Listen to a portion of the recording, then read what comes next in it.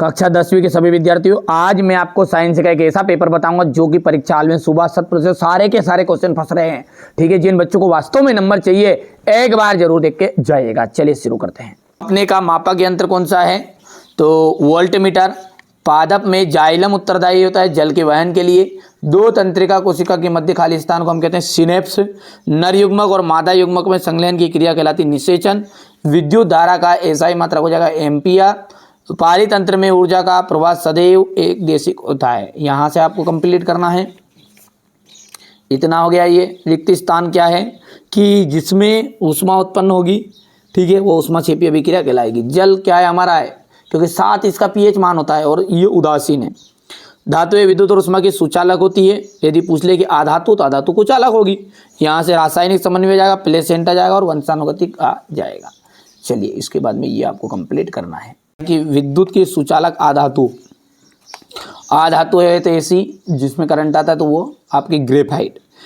रक्त का थक्का बनना, रक्त का थक्का का जाएगा प्लेटलेट से। स्वपरागन में जाएगा द्विलिंगी पुष्पों में।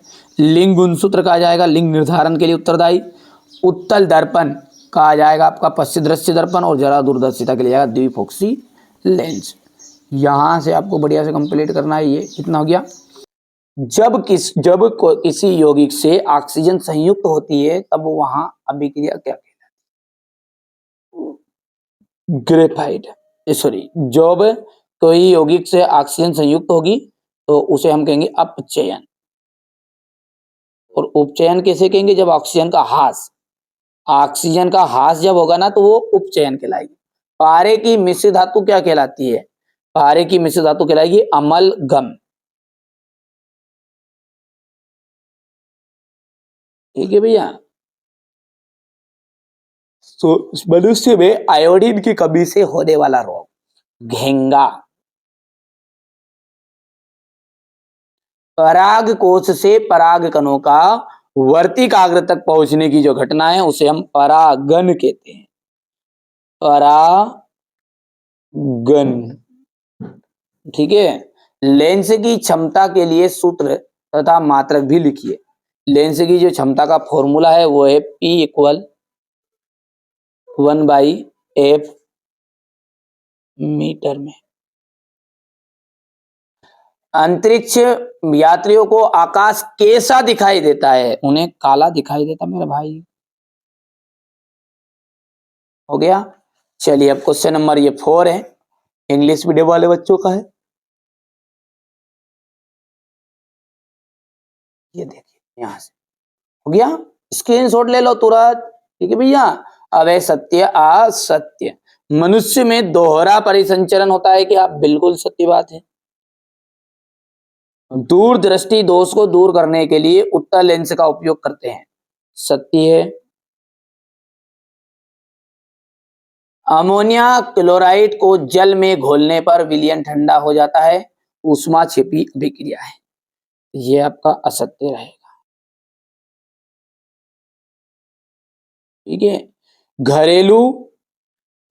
घरेलू परिपथ में प्रत्यावर्ती धारा प्रवाहित जो धारा है वो प्रत्यावर्ती धारा होती नहीं, वो होती है दिष्ट धारा। उसे अपन डीसी करंट कहते हैं। तो ये आपका चौथा जो है ये आपका असत्य रहेगा।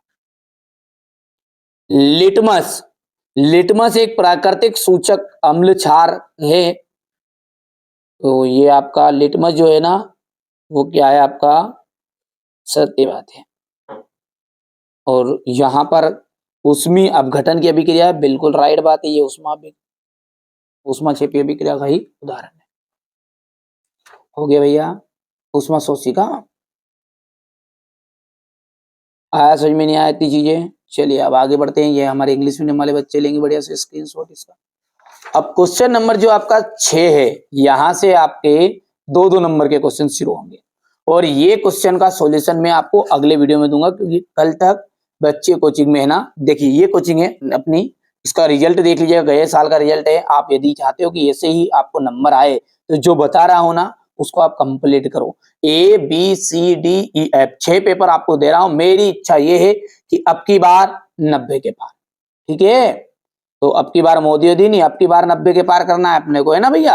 अपन क्योंकि 10th में है, अपने को 10th से मतलब है। यहां से देखिए, ठीक है, ये देखिए, है ना, ये 80%, 90%, कभी आप 80% चाहते हो तो 4 पेपर करना है, और यदि आप 90 से ऊपर जाते हो, 96, 97, 98, तो आपको 6 पेपर करने पड़ेंगे। बेटे भले आप अलग से पढ़ो, इंपोर्टेंट पढ़ के समझ लो, मैं कह रहा हूं जो कर लो बस, ठीक है। पर यहां से देखिएगा, बढ़िया से इसका सॉल्यूशन आपको मैं कल कोचिंग में जो उनको भी कवर करवा रहा हूँ, जो उनको पढ़ बता रहा हूँ वही आपको, ठीक है, तो वो जैसे कवर कर लेंगे मैं आपको उसका पीडीएफ आपको प्रोवाइड करा दूंगा, है ना। ध्वनिक सोनोरस किन्हें कहते हैं, उदाहरण दीजिएगा।